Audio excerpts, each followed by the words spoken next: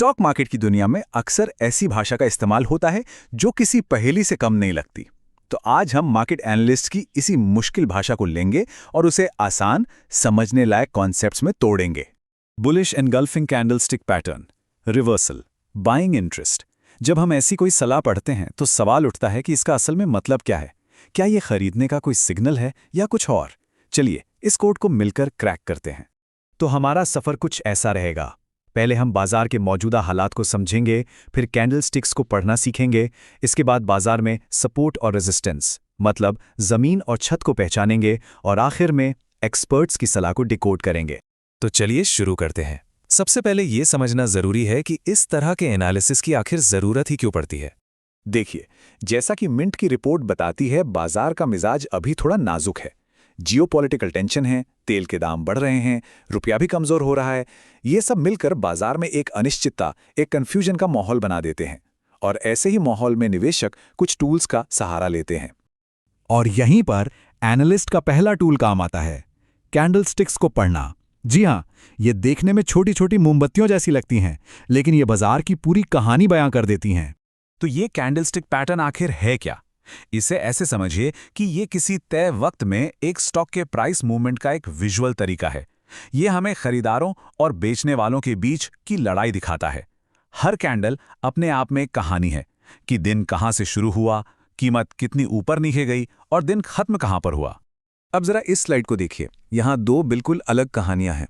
बाईं तरफ जो है उसे मॉर्निंग स्टार पैटर्न कहते हैं। ये अक्सर बाजार में गिरावट के बाद एक तेजी का सिग्नल देता है। और दाईं ओर है इवनिंग स्टार पैटर्न, जो इसके ठीक उल्टा है।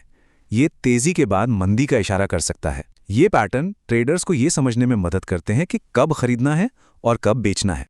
अच्छा, तो अब बात करते हैं एनालिस्ट के दूसरे बड़े टूल की। ये टूल है स्टॉक की कीमतों के लिए एक फ्लोर यानी जमीन और एक सीलिंग यानी छत ढूंढना। टेक्निकल भाषा में हम इसे सपोर्ट और रेजिस्टेंस कहते हैं। तो सपोर्ट क्या है? ये एक ऐसा प्राइस लेवल है जहां गिरते हुए स्टॉक के रुकने की उम्मीद की जाती है। ऐसा क्यों होता है? क्योंकि इस लेवल पर खरीदार एक्टिव हो जाते हैं, डिमांड बढ़ जाती है। इसे एक मजबूत फ्लोर की तरह समझ सकते हैं जो कीमत को और नीचे गिरने से रोक लेता है। इसे एक सेफ्टी नेट या एक सुरक्षा कवच की तरह सोचिए, जैसा कि इस विजुअल में दिख रहा है। जब कीमतें इस लेवल तक आती हैं तो अक्सर खरीदार उसे थाम लेते हैं और उसे और नीचे जाने से रोक लेते हैं। और सपोर्ट का ठीक उल्टा होता है रेजिस्टेंस। ये एक ऐसा प्राइस लेवल है जहां बढ़ते हुए स्टॉक के कुछ देर के लिए रुकने की उम्मीद होती है। यहां पर बेचने वालों की संख्या बढ़ जाती है, जिससे सप्लाई बढ़ जाती है। तो ये एक सीलिंग या छत की तरह काम करता है जो कीमत को और ऊपर जाने में रुकावट डालता है। तो ठीक है, हमने कैंडलस्टिक्स को समझ लिया, सपोर्ट और रेजिस्टेंस को भी जान लिया। अब वक्त है इन सब को एक साथ जोड़ने का। इस सेक्शन में हम एक्सपर्ट्स की असल स्टॉक सिफारिशों को इन्हीं कॉन्सेप्ट्स की मदद से डिकोड करेंगे। पहली सिफारिश है एनालिस्ट सुमीत बगड़िया की तरफ से, टाटा कंज्यूमर प्रोडक्ट्स। एनालिस्ट के मुताबिक इसे 1042 रुपीस पर खरीदने की सलाह है। टारगेट 1105 रुपीस का है और स्टॉप लॉस 1000 रुपीस पर। लेकिन सवाल यह है कि इन नंबर्स के पीछे की सोच क्या है? और जवाब यहां है।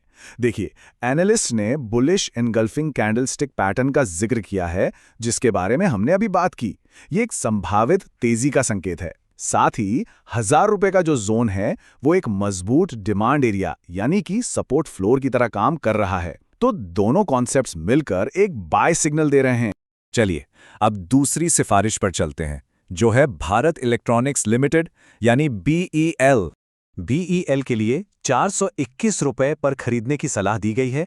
टारगेट 450 रुपए का है और स्टॉप लॉस है 399 रुपए। तो इसके पीछे का लॉजिक क्या है?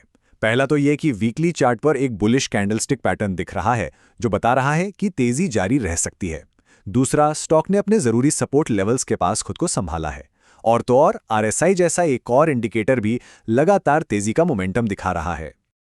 और हमारी लिस्ट में आखिरी स्टॉक है ACME solar holdings. ACME solar के लिए 274 रुपए पर खरीदने की सलाह है। टारगेट 294 रुपए और स्टॉप लॉस 264 रुपए का रखा गया है। यहाँ पर पूरी कहानी सपोर्ट और रेजिस्टेंस के इर्द गिर्द है। स्टॉक ने एक अहम सपोर्ट जोन से तेजी से रिबाउंड किया है, मतलब वहां से उछला है, जो नई खरीदारी का संकेत है। इसके साथ ही इसने 260 रुपीस के रेजिस्टेंस बैंड के ऊपर ब्रेकआउट दिया है, जो इस तेजी को और पक्का करता है। तो एक बार फिर से इन तीनों सिफारिशों पर नजर डाल लेते हैं। टाटा कंज्यूमर, बीईएल और एसीएमए सोलर, तीनों के लिए खरीदने के लेवल्स, टारगेट्स और स्टॉप लॉस, ये सब उन्हीं टेक्निकल कॉन्सेप्ट्स पर आधारित हैं जिन्हें हमने अभी-अभी समझा। टेक्निकल एनालिसिस ये इतिहास में पैटर्न ढूंढता है, पर सोचने वाली बात यह है कि क्या बीता हुआ कल हमेशा आने वाले कल के लिए एक भरोसेमंद गाइड हो सकता है? ये एक ऐसा सवाल है जो हर निवेशक को खुद से पूछना चाहिए। आखिर ये सिर्फ टूल्स हैं, कोई गारंटी नहीं।